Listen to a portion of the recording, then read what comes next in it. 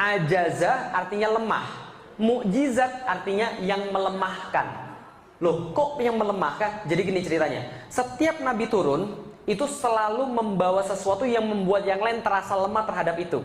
Makanya mukjizat tergantung tren. Tergantung apa? Tren. Contoh, Nabi Musa. Trennya apa waktu itu? Sihir, yang lagi keren. Orang yang bisa sihir dianggap hebat, dianggap kuat, dianggap luar biasa. Nabi Musa turun bawa yang lebih hebat daripada sihir. Apa itu? Apa buktinya diberikan Allah? Tongkat. Bisa berubah jadi? Bisa membelah laut. Setelah Nabi Musa wafat, apakah mujizatnya masih ada? Masih ada tongkat yang model begitu? Kalau masih ada, saya mau beli 2.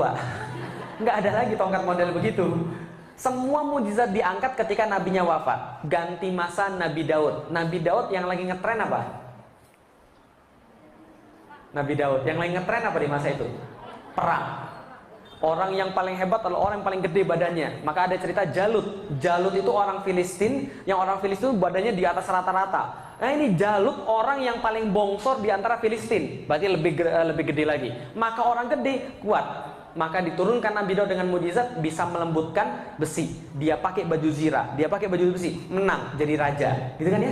Nabi Sulaiman anaknya Nabi Daud lagi ngetren apa? Buat gedung-gedung megah, kendaraan-kendaraan super cepat dan sihir-sihir yang mematikan. Maka Allah kasih dia orang naik kendaraan biasa unta, dia kendaraannya apa? Angin. Orang buat megah bangunan-bangunan megah, dia buat bangunan rumahnya itu pintunya aja 9 pilar.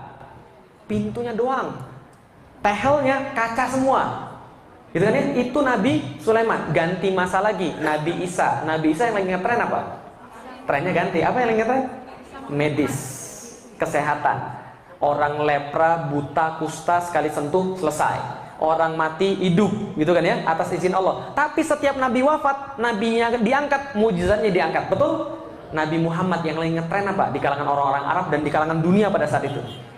Syair, sastra, bahasa, informasi. Ya, maka turun Al-Quran yang informasinya ngeri, sastranya ngeri, nggak ada yang nyaingin. Stres setiap orang di depan Al-Quran. Ini kok bisa kayak begini? Ini kok bisa kayak begini? Betul kan ya? Semua orang merasa lemah di hadapan Al-Quran. Hebatnya adalah apa? Nabi Muhammad ini kemuliaannya, ketika dia wafat, Al-Qurannya nggak diangkat. Mujizatnya tetap ada. Supaya kenapa? Allah pengen tanya Anda perlu bukti apa lagi untuk beriman? Sudah ada itu. Yang lain diangkat, nggak bisa lagi. Mujizatnya mana? Mujizat mana? Nggak ada. Nabi Muhammad tetap ada. Mujizatnya di mana kalau gitu? Nih, kalau gitu saya lihat. Bahasa sastra itu beda dengan bahasa biasa. Betul? Saya seorang penulis. Dikit banyak saya tahu sastra. Contoh, ini bahasa biasa. Bapak dan ibu pergi ke pasar. Paham? Bahasa sastranya nggak begitu. Bahasa sastranya bisa jadi begini. Ayah dan bundaku, mereka meniti jalan menuju tempat orang berjual beli. Kan itu kan? Lebih susah dipahami yang mana? Yang pertama atau yang kedua? Dalam sastra itu selalu berlaku satu hal yang sangat-sangat sederhana. Kalau Anda mau pilihan katanya indah, Anda keluar daripada makna yang sebenarnya. Tapi kalau Anda mau kemudian maknanya yang dapat, Anda pakai bahasa yang sederhana. Bisa dipahami ibu sekalian? Kalau Anda mau pilih keindahan bahasa, maknanya harus dikurangi.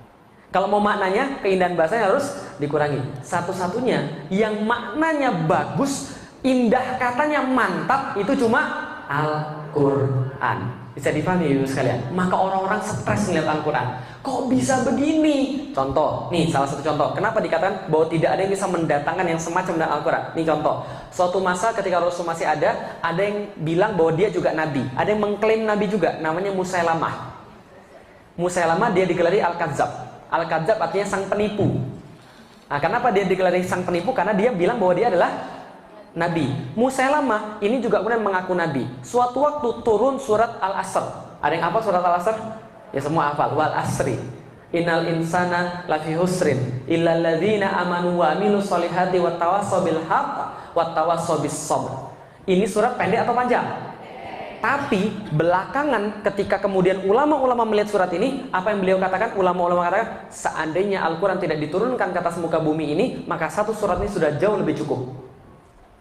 Karena maknanya yang indah. Tidak selesai dikaji sampai detik ini. Kalaupun Al-Quran tidak turun semuanya, maka semua itu sudah terwakili dalam surat Al-Asr itu. Ngeri ya? Sependek itu maknanya sedemikian besar. Nah, ketika turun surat tadi, Amr bin As yang waktu itu belum masuk Islam, orang ini pinter banget, Amr bin As ini pinter banget orangnya, belum masuk Islam, dia jalan-jalan ketemu Musailamah al-Kadzdzab. Ketika ketemu Musailamah, Amr bin As bilang, tahu nggak, semalam itu baru ada wahyu yang turun kepada Nabi Muhammad. Keren banget.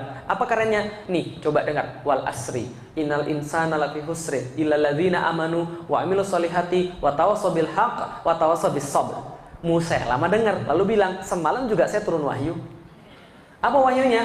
Sama, dia bilang. Apa wahyunya? Dia bacakan satu syair yang dia karang. Wal wabr innaka uzunani wasodr sa'iruka hafrun nakar. Sama nggak? RRR semua. Wal asri R innal insana lafi husrin R illal ladzina amanu wa amilus solihati wa tawassaw bil haqq wa tawassaw bis sabr R. Rimanya pas, temponya pas, belakangnya R semua, maknanya nggak selesai dikaji sampai sekarang. Tapi Musailamah belakangnya R semua. Tahu artinya? Wal wabr, demi kelinci. Innaka uzunani wasodar, pada dirimu terdapat dua telinga yang panjang dan dada yang membusung. Sa'iruka hafrun nakar, di sekelilingmu terdapat galian tanah. Ketika dengar itu, Amr bin As tertawa terbahak-bahak kemudian bilang, Musailamah cukup. Lah kenapa? Nanti orang-orang menertawakanmu. Lalu dia bilang sama Khalid bin Walid, yuk kita ke tempat Muhammad, kita masuk Islam. Gara-gara dengar surat Wal Asri. Surat Toha 1-20 itu membuat Tufail bin Amr ad-Dausi yang hafal 200 ribuan syair bertekuk lutut, nangis, lalu berkata, saya nggak pernah dengar yang kayak begini. Lalu kemudian dia masuk Islam. Bisa dipahami sekali? Kita aja mungkin yang nggak ngerti bahasa Arab, ini mana bagusnya? Bisa dipahami sekalian? Makanya belajar. Tapi kadang-kadang itulah, ini mujizat yang masih tertinggal satu-satunya di dunia, tapi malas kita baca. Ustaz, saya itu bukan malas baca Ustaz, saya itu nggak sempat Ustaz. Itu lebih sombong lagi ibu sekalian. Lah kenapa? Coba lihat, Rasul sudah dijamin masuk surga, ya, dijamin masuk surga. Istrinya banyak, perangnya banyak, urusannya jangan tanya, sholatnya lebih banyak. Tapi itu pun baca Qurannya nggak habis-habis. Kita nggak ada yang jamin masuk surga. Anak cuma paling berapa, gitu kan ya? Perang enggak. Ibadah jarang, nggak baca Quran, terus mau apa lagi? Paham ibu sekalian? Padahal itu petunjuknya, bisa dipahami ibu sekalian? Oke, dari situ saya tahu apa tujuan hidup manusia. Wa ma khalaqtul jinna wal insa illa liya'budun. Tahu dari mana? Al-Quran. Kenapa percaya dengan Al-Quran?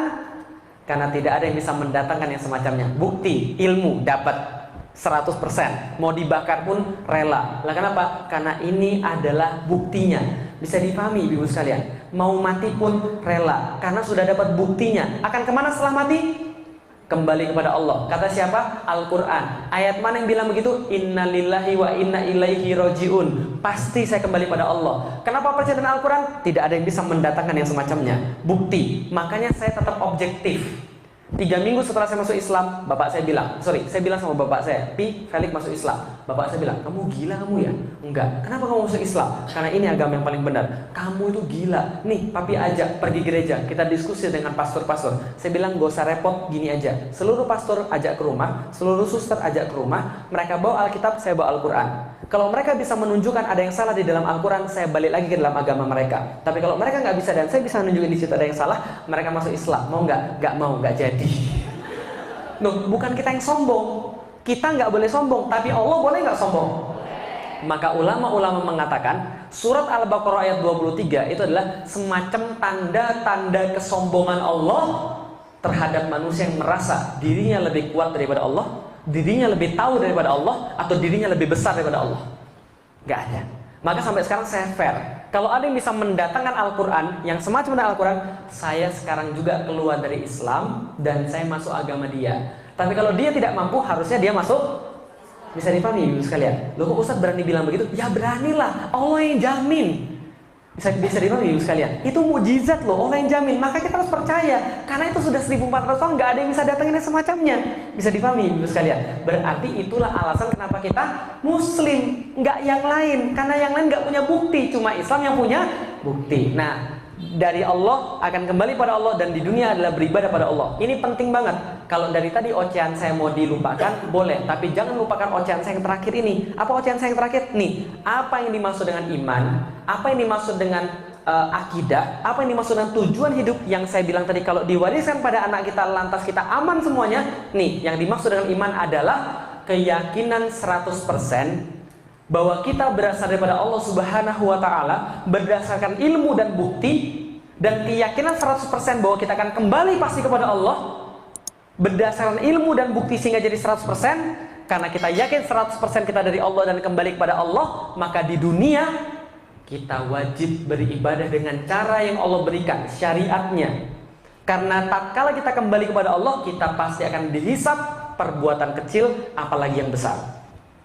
Bisa dipahami Ibu sekalian? Kalau sudah dapat begini, beres urusan.